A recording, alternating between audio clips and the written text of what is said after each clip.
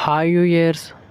ఈరోజు మనం doctor BR Ambedkar open యూనివర్సిటీకి సంబంధించిన డిగ్రీ 2వ సంవత్సరం 3వ సెమిస్టర్లోని పొలిటికల్ సైన్స్ సబ్జెక్ట్ నుండి మోస్ట్ ఇంపార్టెంట్ క్వశ్చన్స్ గురించి ఈరోజు మనం తెలుసుకుందాం.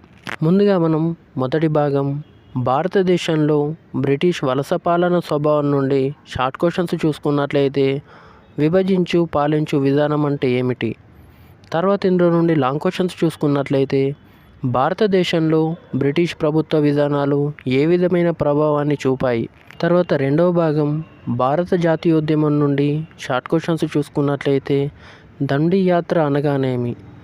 తర్వాత ఇందులో నుండి లాంగ్ క్వశ్చన్స్ చూసుకున్నట్లయితే భారతదేశంలో బ్రిటిష్ పరిపాలన ప్రభావం గురించి సంక్షిప్తంగా రాయండి. జాతీయోద్యమానికి దారితీసిన కారణాలను పరిశీలించండి.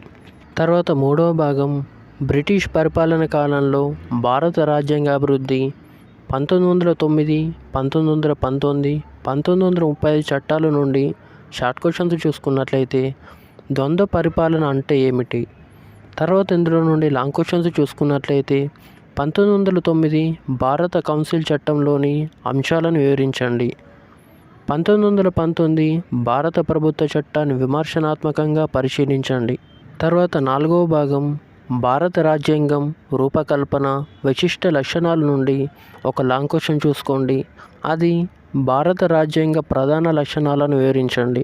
తర్వాత ఐదవ భాగం ప్రాథమిక హక్కులు విధుల నుండి షార్ట్ క్వశ్చన్స్ చూసుకున్నట్లయితే ఆస్తి హక్కు గురించి రాయండి. భారత రాజ్యాంగంలోని ప్రాథమిక విధుల గురించి తెలపండి. తర్వాత ఇందులో నుండి లాంగ్ క్వశ్చన్స్ చూసుకున్నట్లయితే భారత రాజ్యాంగంలోని ప్రాథమిక హక్కుల లక్షణాలను వివరించండి. తర్వాత ఆరవ భాగం రాజ్య విధాన ఆదేశ సూత్రాల నుండి షార్ట్ క్వశ్చన్స్ చూసుకున్నట్లయితే ఆదేశ సూత్రాల లక్షణాలు ఏవి. భారత రాజ్యాంగంలోని గాంధేయ సూత్రాలు పేర్కొనండి. తర్వాత ఇందులో నుండి లాంగ్ క్వశ్చన్స్ చూసుకున్నట్లయితే భారత రాజ్యాంగంలోని వివిధ ఆదేశ సూత్రాలను వివరించండి. తర్వాత ఏడవ భాగం పార్లమెంటు నిర్మాణం అధికారాలు విధుల నుండి షార్ట్ క్వశ్చన్స్ చూసుకున్నట్లయితే లోక్సభ స్పీకర్ అధికారాలు విధులు ఏవి.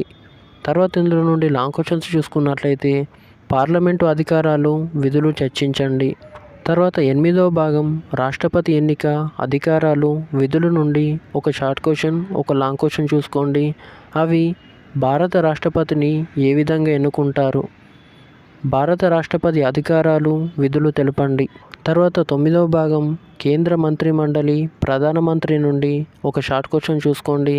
అది కేంద్ర మంత్రిమండలి నిర్మాణం వివరించండి. తర్వాత 10వ భాగం న్యాయశాఖ నిర్మాణం అధికారాలు విధుల నుండి ఒక లాంగ్ క్వశ్చన్ చూసుకోండి.